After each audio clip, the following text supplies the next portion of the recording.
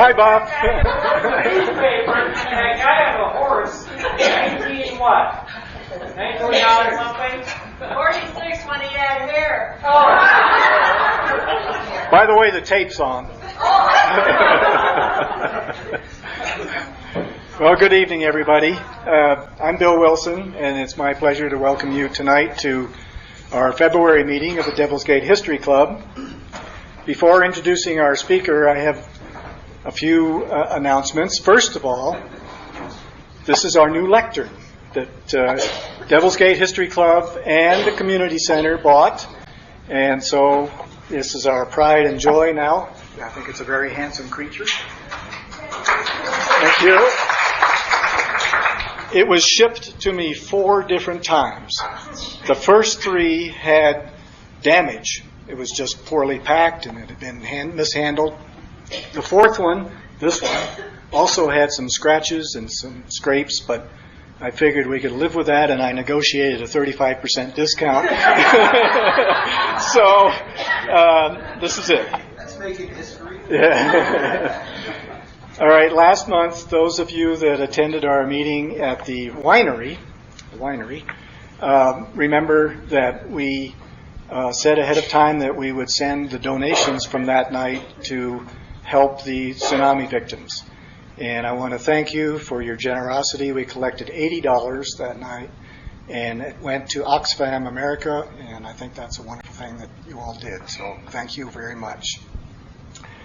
However, we still have our donation can, and we appreciate your continued donations to help support the expenses that we incur with this club. Our next meeting will be March 18th, same date as tonight, only in March. And Joan Drury will be speaking, our new county commissioner, on the history of the Lawson area. So I encourage you all to come to that. Let's see, there's some seats up here if they're not enough.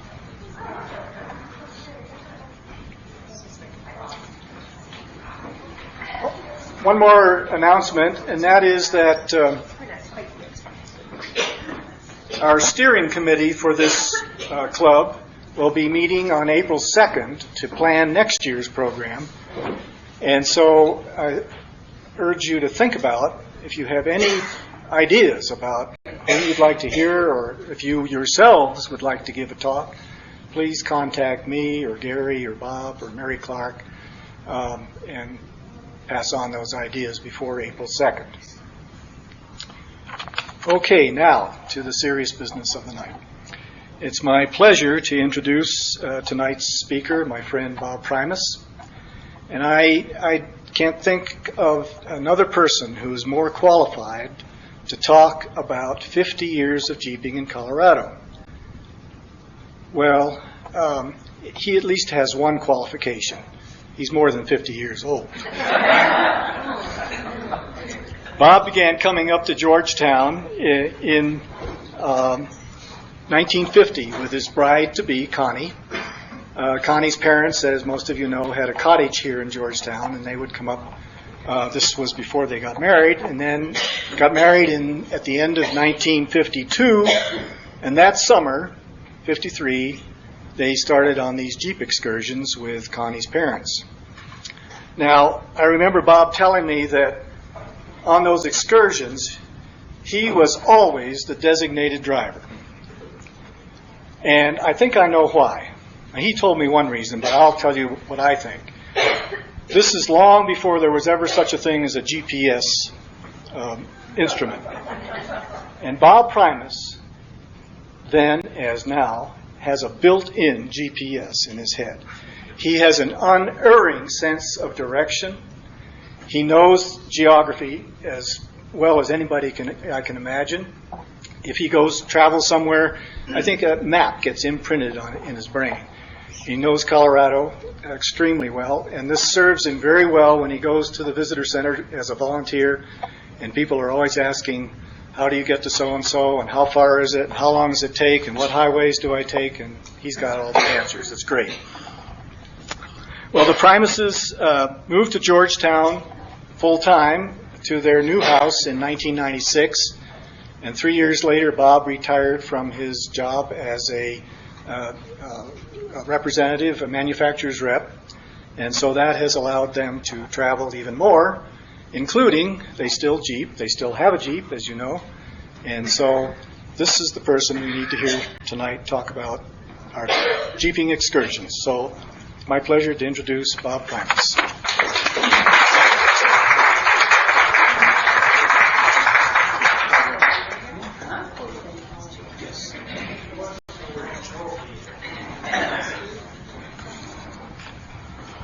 Thank you for coming. I would like to dedicate this talk to the memory of our good friend and neighbor, Bill Wilson. Bill Wilson, the elder. He was a Jeeper. He was a Jeeper well into his 80s, and he really loved to go Jeeping.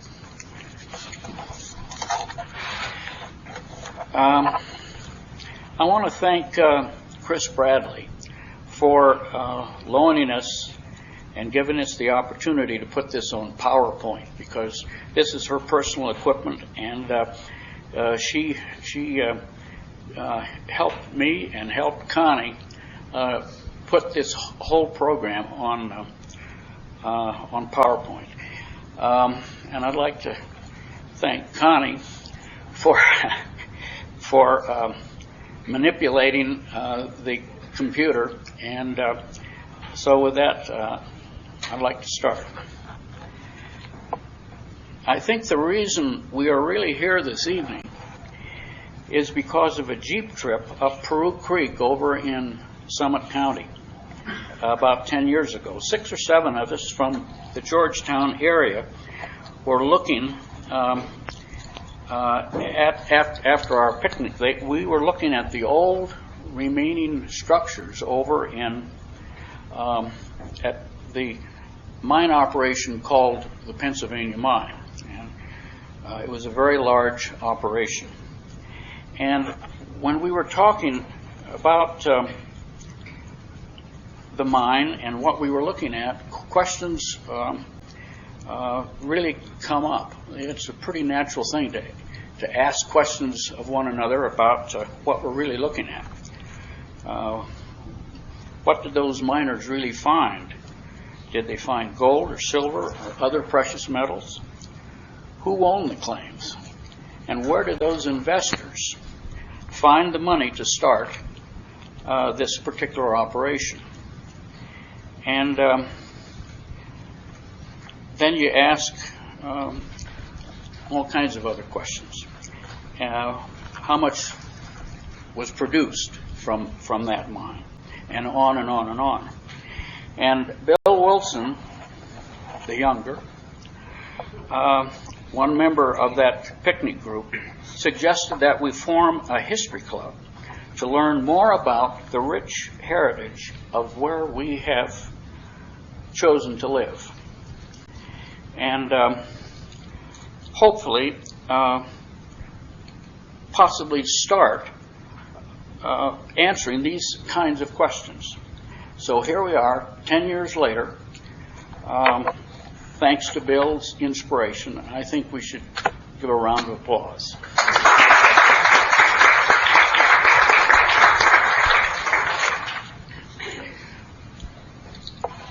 Picture 1.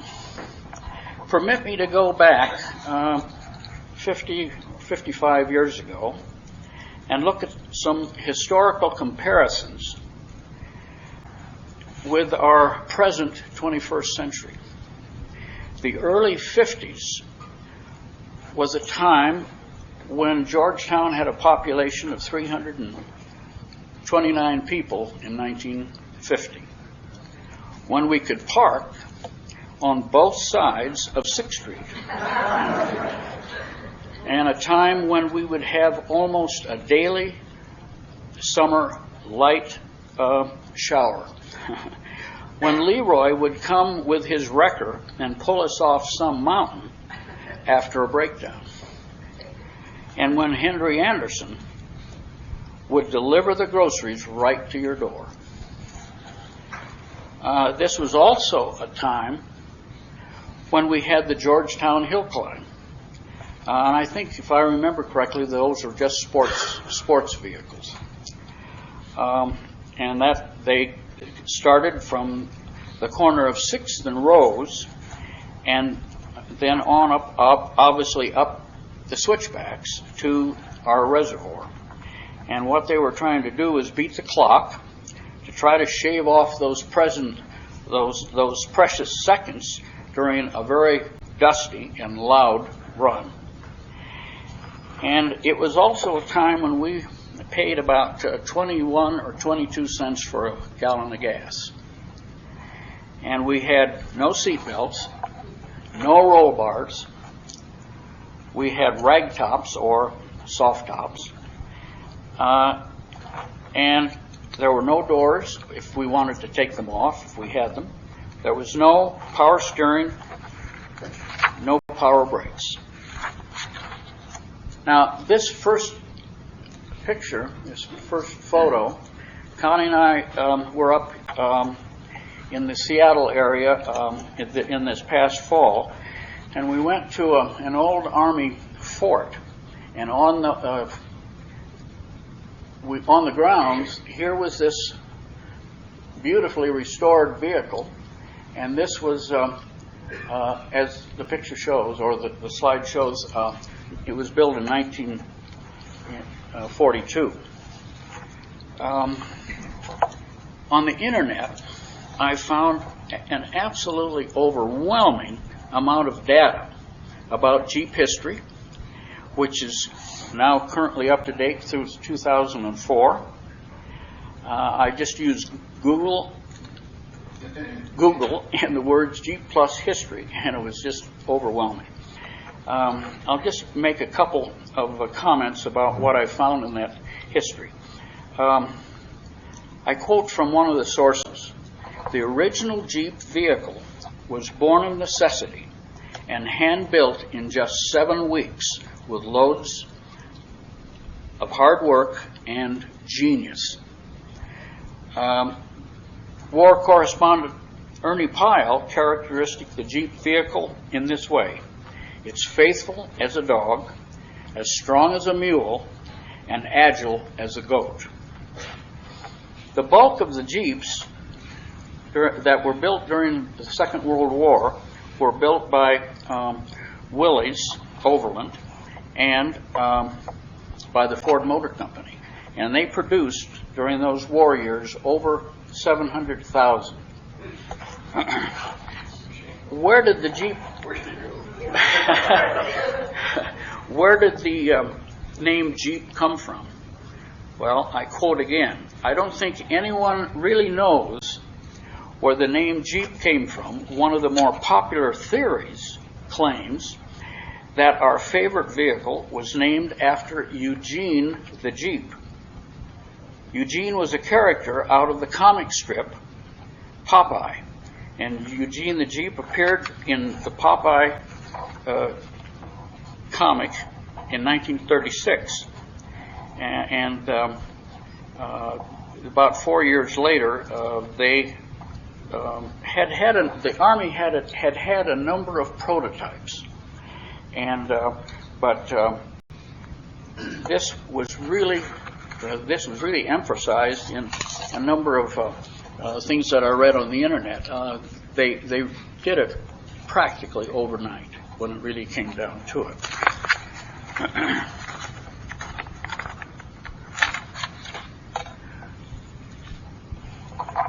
These first years of Jeeping, or now what I guess we call four-wheeling, was one of exploring, often getting lost, and having a grand time. There were no printed guides, no booklets like we have on the tables. There were no signs in the forest, and just a few old and dated topo maps. When you saw another rare Jeep on one of the trails, you stopped and talked about what a great road there was back there, a mile or two, and maybe about a miner's cabin almost intact with all the furnishings, maybe on the road to the Scepter Mine. There were countless miles of, there are, and there were countless miles of old wagon roads, mining roads, and narrow gauge railroad grades on which to go. This tonight only covers a little bit of Colorado as far as the pictures are concerned. And we don't go to Utah, where we like to go a lot. I have in parentheses here the Canyonlands National Park area is a fun place to go in Jeep. Lots of roads and lots of places to get lost in. In the photos to follow, very few of the buildings, or even the remains of those buildings, still exist. Okay, Dave. Well, this is the first Jeep that Connie's dad, Marcellus Merrill, bought, and this was a surplus Jeep. And you can see also my bride-to-be. I would like to point out this. Now, are you pointing to a hottie there?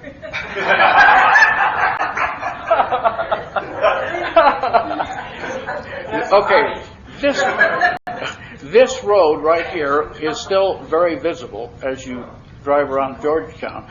And I'm pointing this out because this is one way to go up to the Scepter Mine, which is way up on the timberline. And then also up here, a good many of you have heard about the Hangover Mine. Well, it's right about right there. Okay, Dave?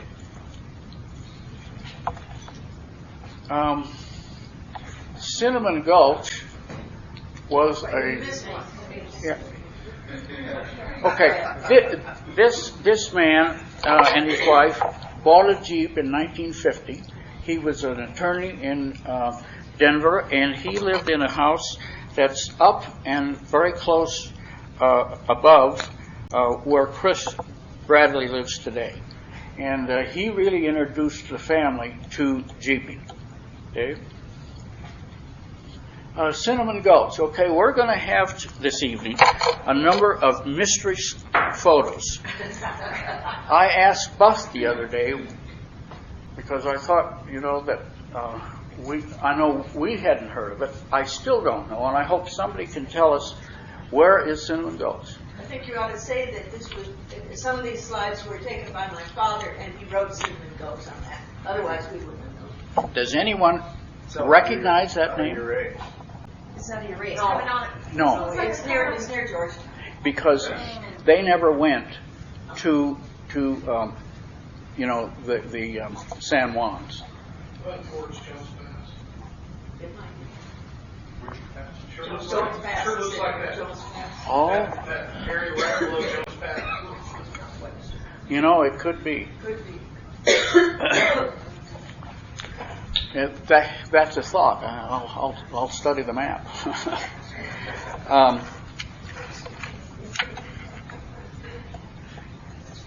Okay, Dave, the next slide. This.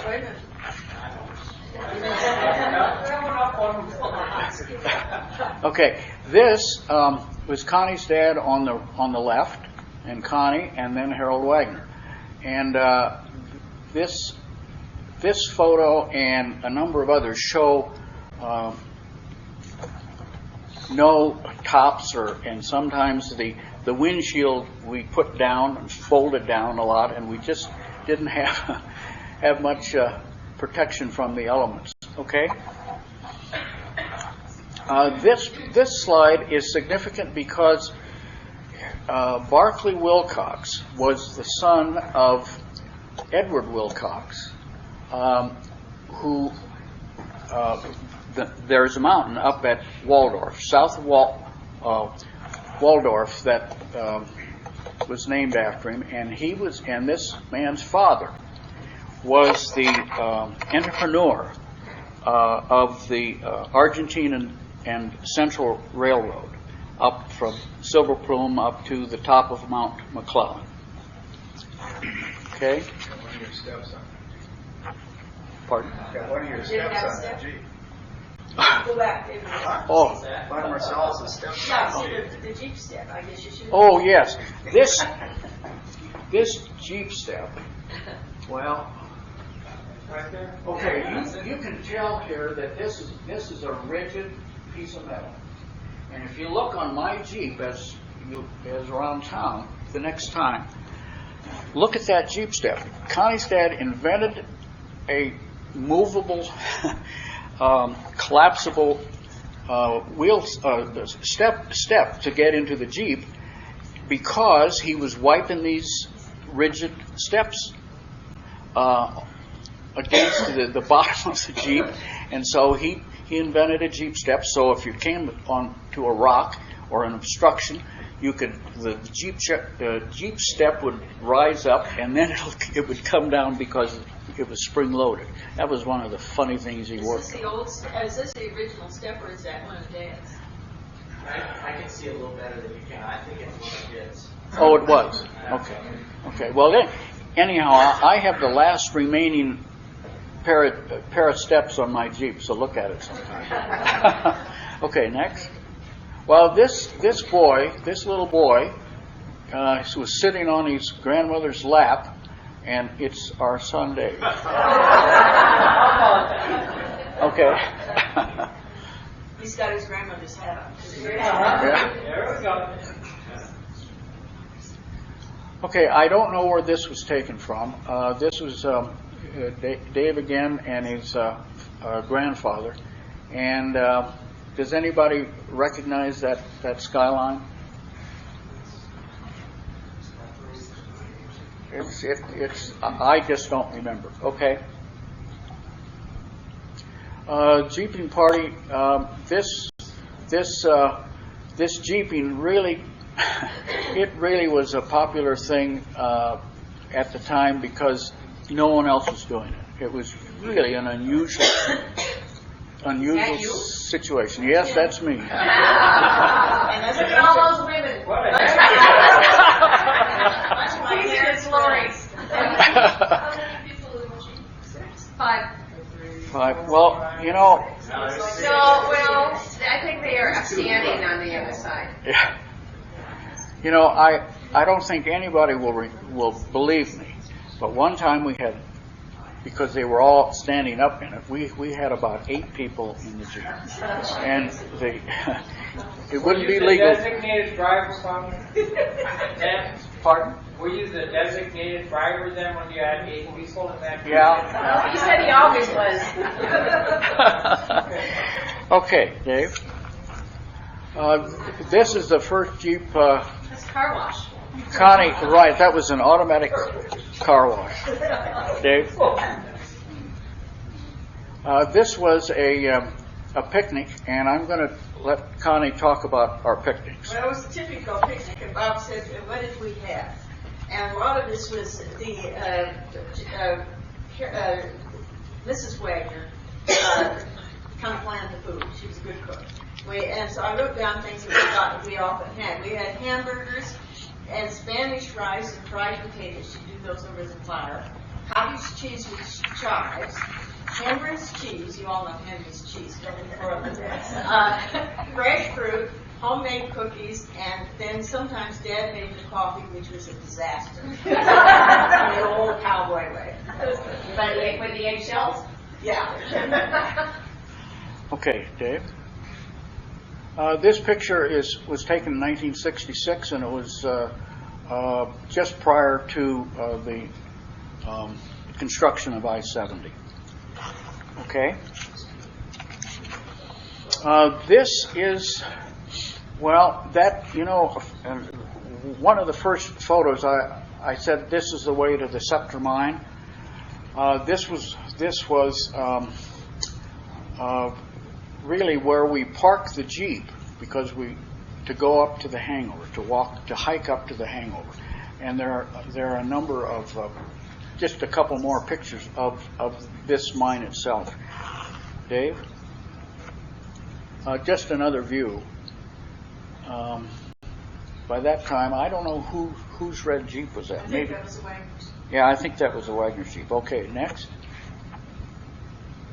Oh, this is, okay, just another quick view, and if you can see in the upper right-hand corner where that mine was located, because you can see the High Line up there. Okay, let's go to the next one. Hangover mine, and this is about 2,000 feet above the highway. Are you going to tell about the hangover? Yeah. You better. Please. Please. About what year did he buy this claim?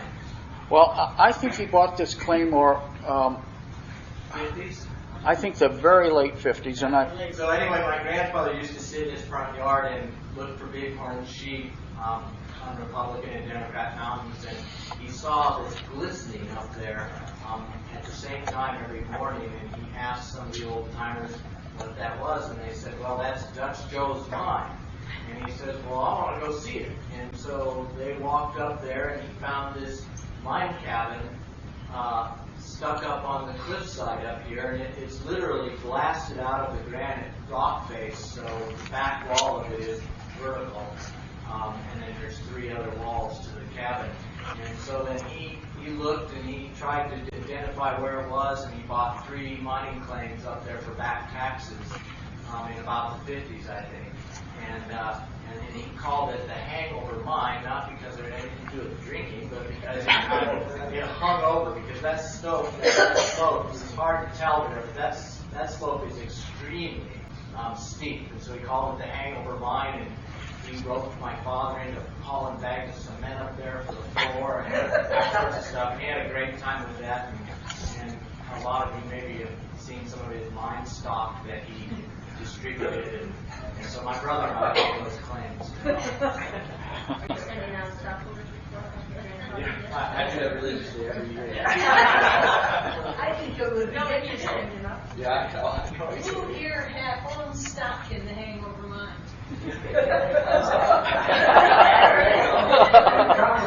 Uncommon stock. Yeah, that was taken in 2002. So was that the last time we were up there? Is that now a fixer upper property? Fixer upper property? Yeah, fixer upper property. Okay. Who here has been to the hangover? Yeah, how many? Kirby's been there. Kirby's been there. Jeremy's been there. Here's the exterior. Where'd you get the water? Well, if you walk into the mine attic or the tunnel, there's a vertical shaft about 20 feet in that is filled with water, and we've always drank that water up there. Full of arsenic. Yeah, full of arsenic. I don't know. Isn't there a sign up there now that says don't go in because if you do, you fall in? Well, it is kind of dangerous. I put up some trespassing signs like that, but, Okay, so Okay. this is a picture of Georgetown from the hangover. Wow. And then we're looking at Leavenworth, right? Right. Okay, this is the actual Anglo-Saxon mine, 1975. And then go to the next slide. And this was 1993.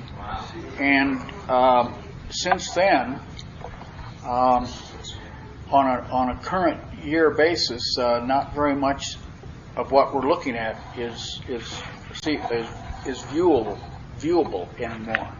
Okay. And this is from the top of the mountain, and it shows. I think I don't know what year this was taken in, but I think it's fairly recent. And you can see the multiple switchbacks to go up there. And this is another view from from the, I think, the top. And this is prior to to I-70. You know, I don't see the railroad grade. Yeah, that was before the highway was in, yeah. Mm-hmm. How about the other one? I didn't see the railroad, you know, the trestle?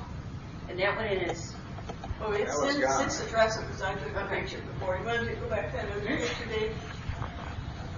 See, you can't see what he's missing. Yeah, because of the angle. I took a picture 2 years ago. Okay. From Saxon Mountain, there are a number of ways to get lost to get down to Chicago Creek, and this was to give you the scale of that water wheel. I think it's maybe 6 feet tall or something like that. It wasn't a very big one, and I wouldn't know where to find it today. Small. But, yeah, okay. The Lamartine mine in 1955, there were a lot of buildings left. There are some buildings left today, but a lot fewer. And, this seems very elementary, but the weight of the snow and the elements and the wind have taken most of these buildings away. And the people, because that is right. And the people. Okay? This is another mystery slide. Does anybody recognize? My dad took this, so we didn't. He said an old building near Idaho Springs. That's all we know. Looks like more Lamartine, but I'm not sure. You know, that might be coming down off the top there, coming up. No, the top Waller. from west. He said near Idaho Springs. Coming down. By what's the mine? The road where they have the mine tour or something? The Phoenix? That might be it, because we can see the track line. Yeah. Okay. Thank you, Dave. Well, this is Chin's Lake, which was also known as Silver Lake way back when. And this is just before I went into the service.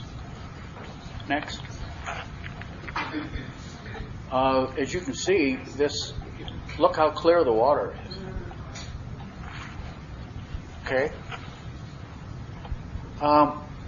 This is the old Criley mine, or a building at the old Criley mine. And Chris, would you explain once again to me or to all of us where this is or was? Oh, yeah. But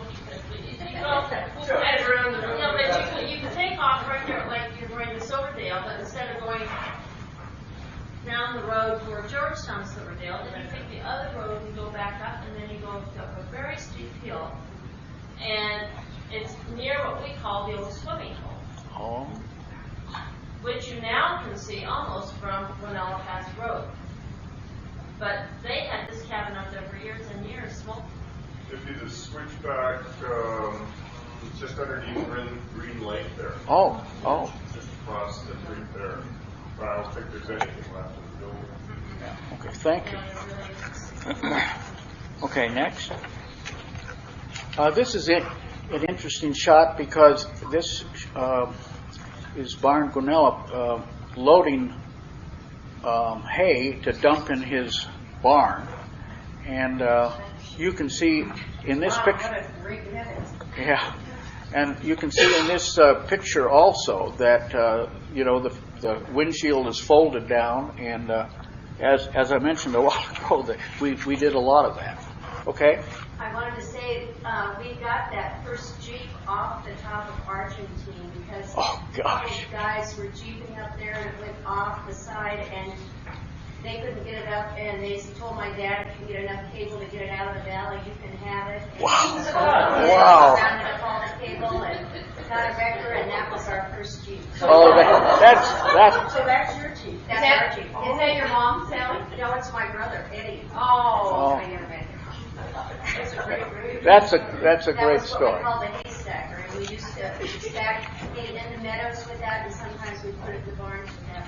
What would happen from there? From there, you drive up there, and then we had a dump on it, and then just drive it. Sally, was that homemade? It was a modification. My great uncle Paul had got it, and then he adapted it and modified it, and we had a couple different styles. But if you look over in Grant County and to this day, they still have the hay slides. And this was a little bit more modern conception of the hay slides, but it worked well for us. And up until my dad died in '84, and we probably used it up until about 77, and then we started using the New Holland dealer. But we still have the hay stacker. It's still That's great. Dave? St. Mary's Glacier, and this is taken from the Yankee Hill road to Central City. And this was taken, we don't really know, 1976 or 1979. But the reason I emphasize those dates is because I think today that glacier is at least 50% or maybe even more smaller. It's just unbelievable how much it has decreased in size. This was a regular, the Yankee Hill area, it was a little community, and on the way to Central City, and I don't think Connie and I ever had seen the ghost, what was remaining of the ghost town up there, but gold was discovered up there in 1890. It was like so many mining communities. It was a tent city and then a few cabins. And Central City, from pretty much where we took this picture, is only 7 miles away. And Connie and I have gone to a way up on the Yankee Hill itself, and we have a favorite spot, which we've taken loads of people up to. And one time we had, I think at one time we had 30 people up there at once. And this is interesting because where we have our picnics is right at the edge of a bristlecone pine tree, and you may remember that this species of tree is some 2,000 years old. And from where we have these picnics, you can see a panorama of about 270 degrees. Squaw Mountain, Mount Evans, Grays and Torreys, James Peak. It's a favorite place. Next.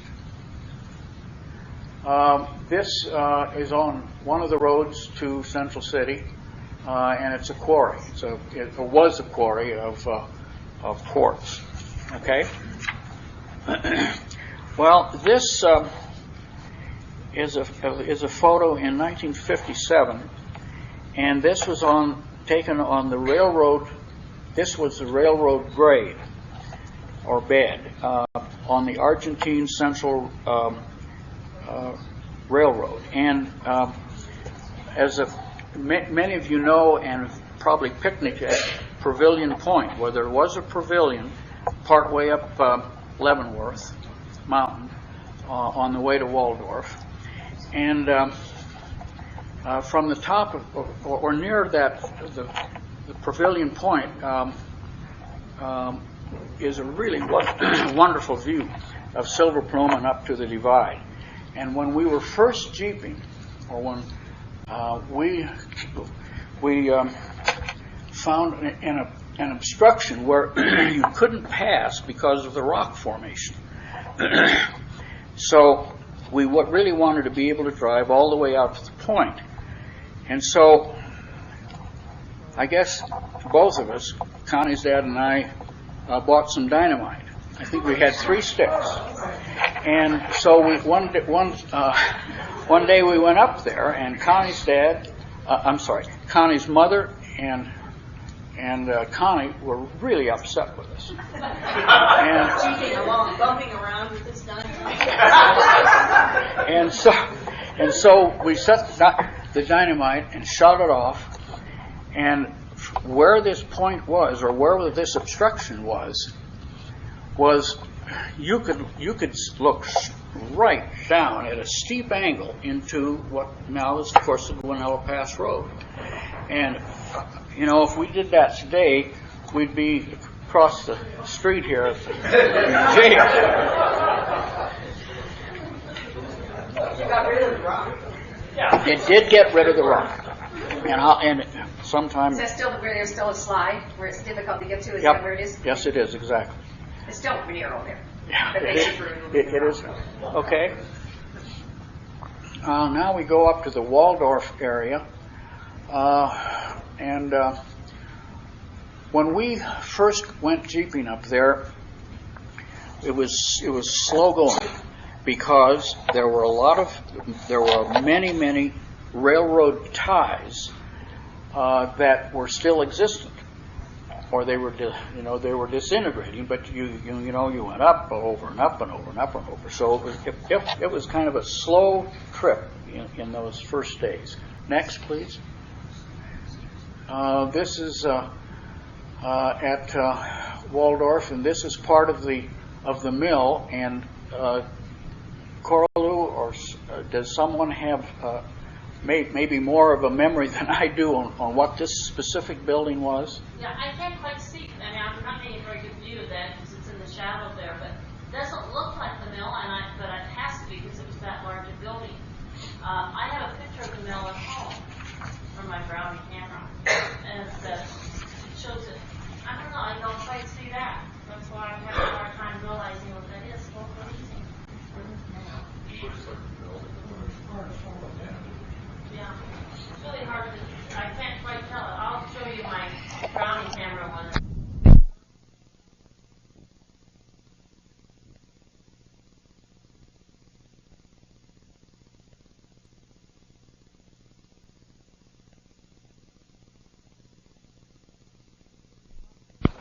This is too large for the boarding house.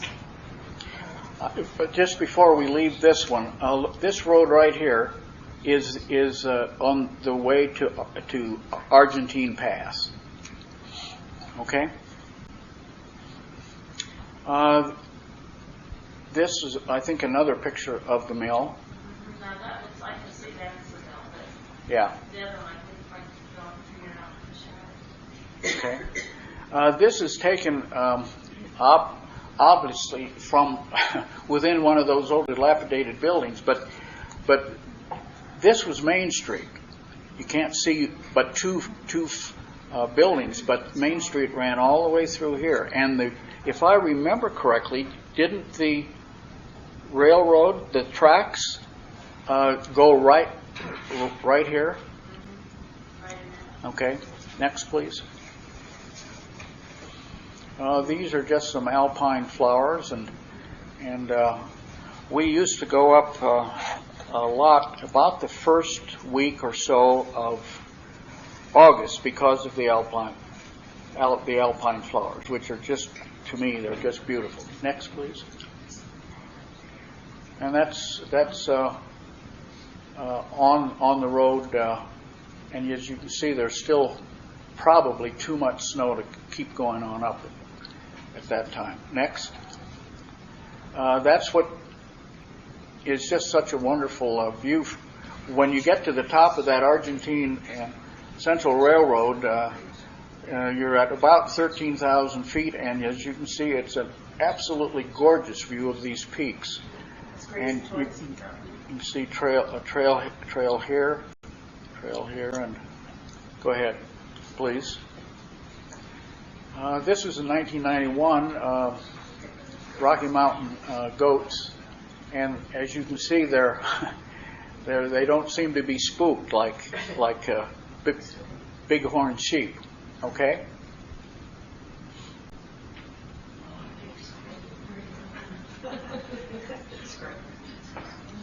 Next, please. Oh, you know, there are only two places that I've ever seen targeted. One is at the top of that railroad on McClellan Mountain, and then also below it in Stevens Gulch and at that Stevens mine, and they're very close to one another in distance. But these are so hard to spot; it's just unbelievable. Saw 2 days ago. Did you really? That love one. Oh, yeah. White, all white. Yeah. Those are rocks. Yeah. Three Yes? rocks for one car. Yeah. I don't know. This is right beside the road. Yeah, well, I took it out the window. Dave?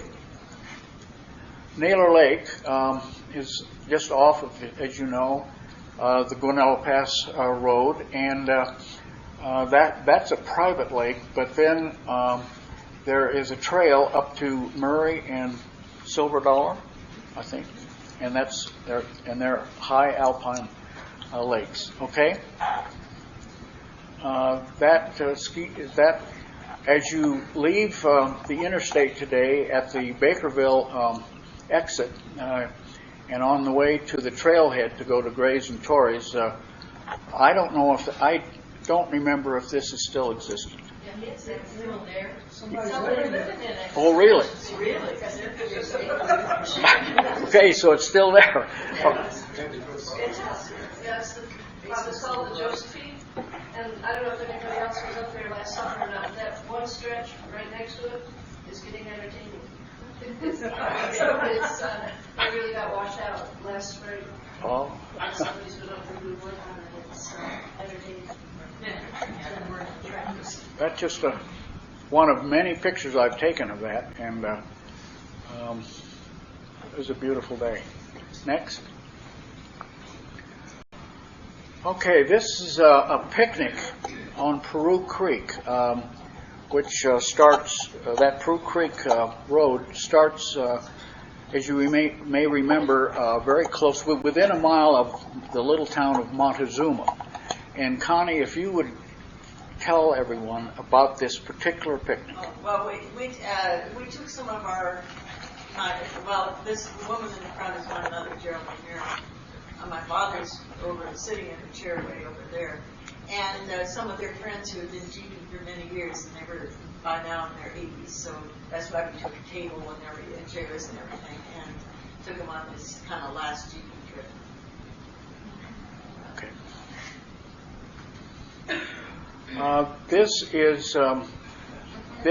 This was a picture taken by Marcellus Merrill, and this is at the Pennsylvania mine, and there were a lot of buildings at that time, lots of structures still up, but almost all gone now. Dave? Where is that? Someone asked you know. Peru Creek. Pardon? They want to know where it is. Peru Creek.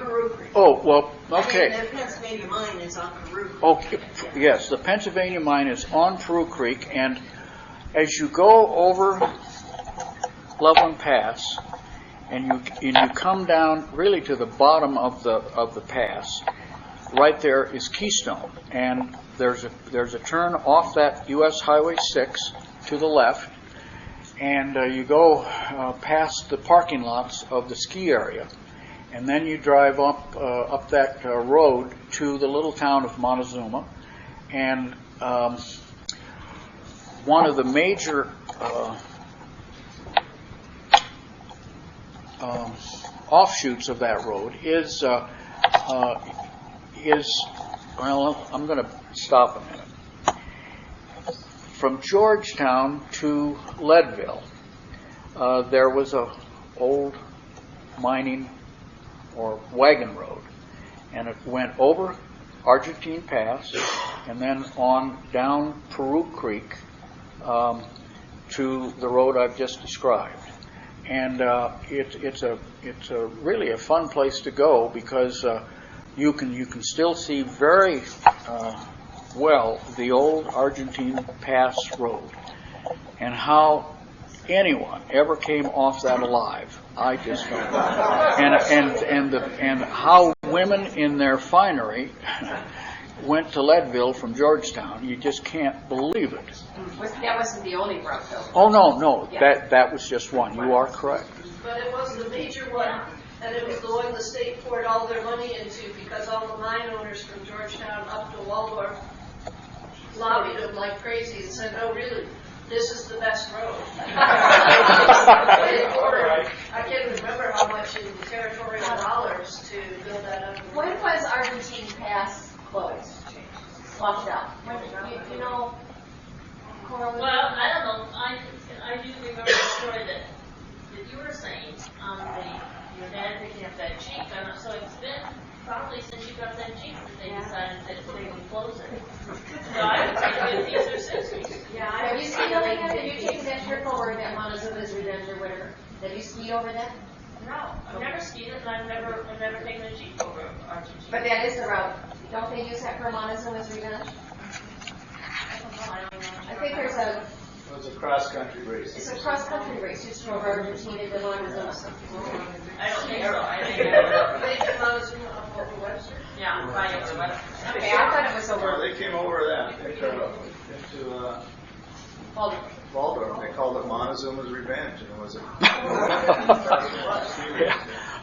That's just another shot of fairly recent one. Okay, and another one. Don't they sometimes call that the Wellington mine? Possibly. I don't know. No, the Wellington's by Breckenridge. Pardon? Wellington's by Breckenridge. Oh, okay. I don't think I've ever heard of that one. Up below. Dave? Now here are a couple of desperados who are both here tonight. And this is in Horseshoe Basin. And right above, and a little out of the picture, is the top of Argentine Pass. And this, of course, is also this location is also the headwaters of Peru Creek. Okay. Oh, that's beautiful. We went up Peru Creek in 1994 with some friends who've done a lot of jeeping with us.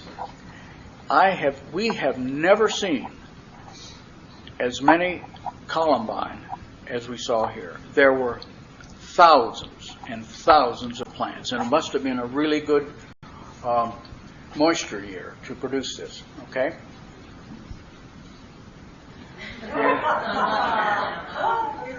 There was a Dr. Ambler who I think had a home here in Georgetown, and this was his thing on the 4th of July to host a party, and this is on Jones Pass, and then in later years we had a family thing about the 4th of July. We tried to really get stuck in the snow on the 4th of July. Okay, next. This is at the west side, on the west side of Jones Pass, and you can see all the people. And I don't think you can even get to this site now because it's blocked. But I don't know if it's the Henderson Mine property or if it's the Denver Water Board. I think it's the Denver Water Board. Oh, okay. Okay, next. This is up Geneva Creek, and you go over Gunella Pass and come down to a valley where the creek is flowing on a south direction, and you go up Geneva Creek, and this was a iron mine that I think, and somebody can tell me, I think this was Pfizer Pharmaceutical who owned this a long time ago. Okay, next. Oh, I'd like to add something about the iron mine. Yes, please. That site with the iron mine, it's a natural iron fen, and what it is, the iron ore and what not the ore, the essence of iron, has washing out of the mountains that make the basin at the top of Geneva Creek, have gathered in the valley bottom here. And these formations are several hundred feet thick and essentially very high in iron content. And they're owned by Clay Creek County, and they're under management of the Clay Creek County Open Space at this time. And we've just run them through the process of it been declared a state natural area because it's one of the very few naturally occurring iron fens in the Rocky Mountains. So it's a very, very unique site. Thanks very much, Frank. Frank, I understand you can't drive in there now like You can drive into it, but please don't drive over the water. Well, this is over Corona Pass, Rollins Pass, and it was a trestle which I think is still existent. You can't make a round trip anymore because there is a tunnel that you have to go through to the top of the pass, which collapsed a few years ago, and no one's been able to get that opened up again. Next, please. Who's in the Jeep? Pardon? The Daredevil. Who's the Daredevil? I have no idea. I think it's you. Well, maybe so. I don't know. Okay. This is on the road to Red Cone Mountain, and the next slide, please. This shows Red Cone Mountain. It's about 12,000 feet, and this section right here is the only place that Connie ever got out of a Jeep because she was afraid. She slid on her bottom, if you will, down here. Shale. It's shale. Yeah. It is shale. It's really spooky because. Chris said you'd be better off in the Jeep, Mom. And I said, no, I'm going to rescue you if you. And so I started to walk down, and I couldn't. I had to sit down and just. I need to comment, the brown streak in the middle of that road is not dirt.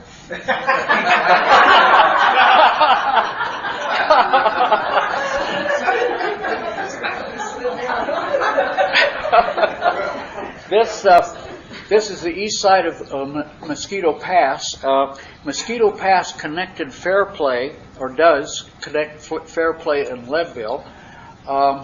The road actually starts, at least the portion we went on it, at Alma, which is just, I think, south of Hoosier Pass. And there's a lot of rock you go over, and it's... Is that quartz? I don't know. Dave? That's 13,185 feet, and it's a wonderful view of Mount Massive and Mount Elbert and the northern part of the Sangre de Cristos. Dave? The highest pass in the state. Oh, it is. Is it higher than Stony Pass? I don't know. Okay. I don't know. That's related what I hear over here. I think the sign says something. Read that sign. Probably the highest one you can still get over. 6 horse roads pulling. Loaded Yeah, wagon. you're right. Pulling loaded wagons, passing rock. And the summer snow. It was, in the year 1878. Yeah, let's say. And it's where they do that now. This photo was taken, I think, near the Shrine Pass Road. And Dave, this evening before, when we got here, was telling me something that I had never... I probably dreamed it. Well, anyhow, tell everyone. You tell first what we're going to say about this. Okay. Anyhow, this was taken, I think, obviously before this arm was collapsed with a avalanche. Now, Well, I've heard that in the early photographs, they always protected them. They always touched them up. Has anyone else heard that? They did. I heard some of the Jackson pictures. Yeah, some of the Jackson pictures were touched up to make it a more perfect cross. But this is a perfect one right there. But this I is know, that's what I heard this afternoon. And he touched it. Bob touched it up. Yeah. Well, did you take his picture, Bob, or did you take his picture yourself? I know, I think Connie's dead. Oh, you think that? I don't think I took it. It was perfect when you lived in Congress. Dave, please. Now we go over to the southwest of the state, to the San Juans, and I have one of the maps up that show that that San Juan Basin has on the east Lake City, on the south Silverton, on the west Telluride, and on the north Ouray, and it's a wonderful place to jeep. Next. This was in 1993. There were a number of people from Georgetown, Brent and Lois, and the Wilsons, and the Terrys, and a number of other people. And this picture was taken at Animas Forks. Next. And there's Connie. Okay. Well, anyway, this is at Animas Forks. The town site was laid out in 1877. And I had always thought that this house belonged to Thomas Walsh, who discovered the Campbird mine.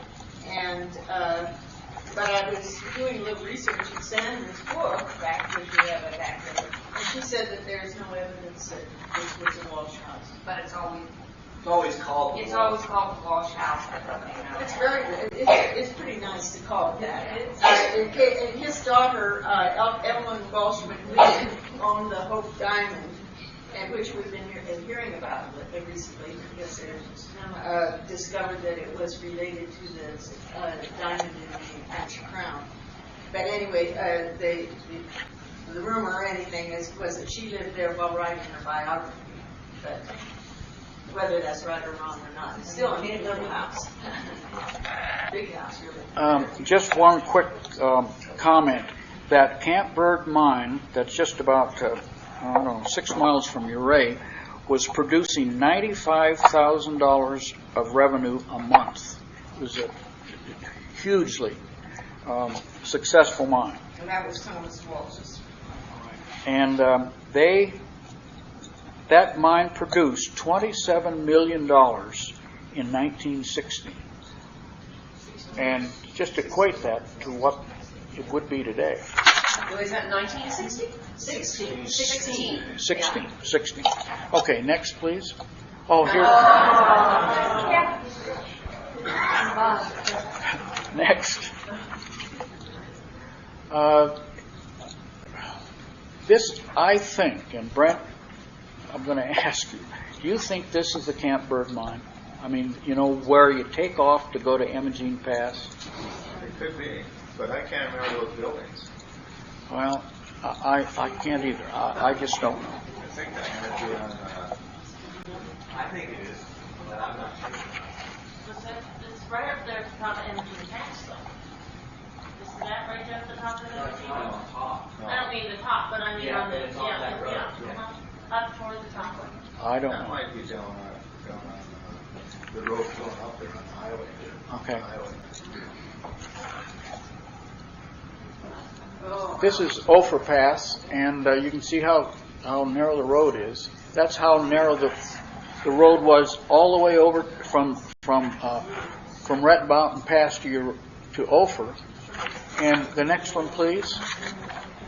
And today, that road has got to be, 3-4 times wider, or because the economic impact to those communities or those counties is phenomenal, because they rent Jeeps to flatlanders and to people who don't have Jeeps, and they have really changed, in my estimation, the complexion of Jeeping, in those. And they have lots of tours. Yeah, and lots of tours. Okay, next. And this is from Lake City on the east side of that basin. Next, please. This is at Marble, just south a ways from Redstone and Carbondale. And this quarry is absolutely phenomenal, because I've read that this is supposed to be the whitest marble in the world, and they opened that quarry in 1890, closed in 1941. That quarry is very active again, and here locally, or they use this, the Cheeseman Park Pavilion was made with it, the old Daniels and Fishers in Denver, the Washington Memorial, Lincoln Memorial, the Tomb of the Unknown Soldier, and they're still mining or still quarrying, and in some cases they are shipping the stone to Italy to be processed and carved, and then anywhere that it was ultimately purchased. Okay, next. And this isn't a very good picture, but this is one of the most photographed places in Colorado. Next. This is on the road to Yankee Boy Basin, and you can see you can't really see our Jeep right here, but it's a big overhang. Next, please. Okay, next. This was taken this past summer, and it's which mine, I don't know. Next. And this is Yankee Boy Basin, and Mount Sneffels is about right here. And this is really a wonderful spot because the alpine flowers are just simply gorgeous up there. There's always been a controversy if these waterfalls have been used on the Coors labeling on their, but I don't know. Next. The Tomboy mine is up there too. Tomboy. Yes, well, yes, that's on the other side. It's way up. It's and not just over Imogene Pass. Yeah, and it's way up on the Telluride. That's correct. Just a little rivulet. Next, please. These are alpine flowers and a nickel, to give you some scale. No, it's a nickel. Next. Just some mining machinery, of which there was and still is in it. It's still very evident. Next. And another old boiler or compressor. That's where we found our puzzle. Okay. And these a few slides here that are mysteries because I don't know where they were or what they are. Go ahead.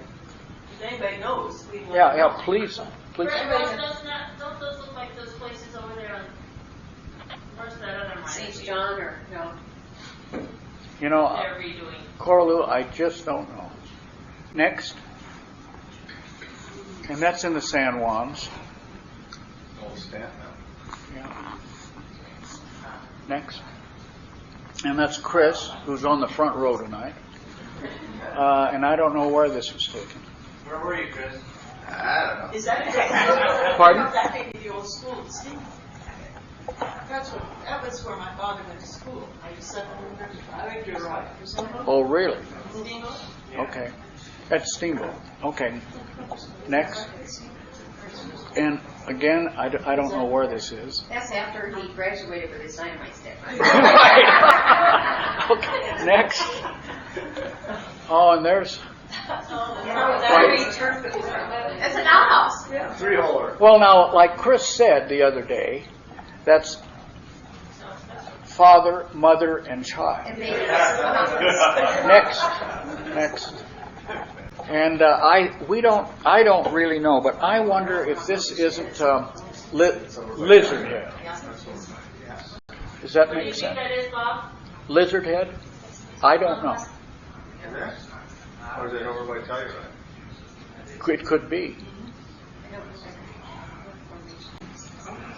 Next. And another one. Where it is? That's not going up through St. John. No, I don't know. I don't think so. Okay. 1960. dates the digits.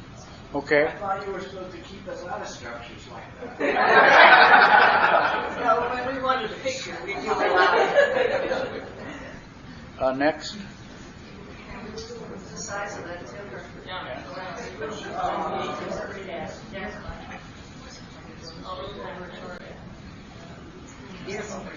And the last picture.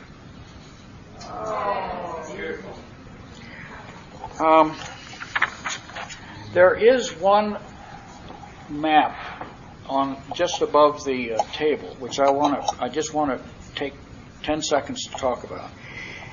It's a trip that Coraloo and John introduced us to this mountain called Resolution Mountain, and it's south of Vail as the crow flies, about 12 and a half miles of Vail Village.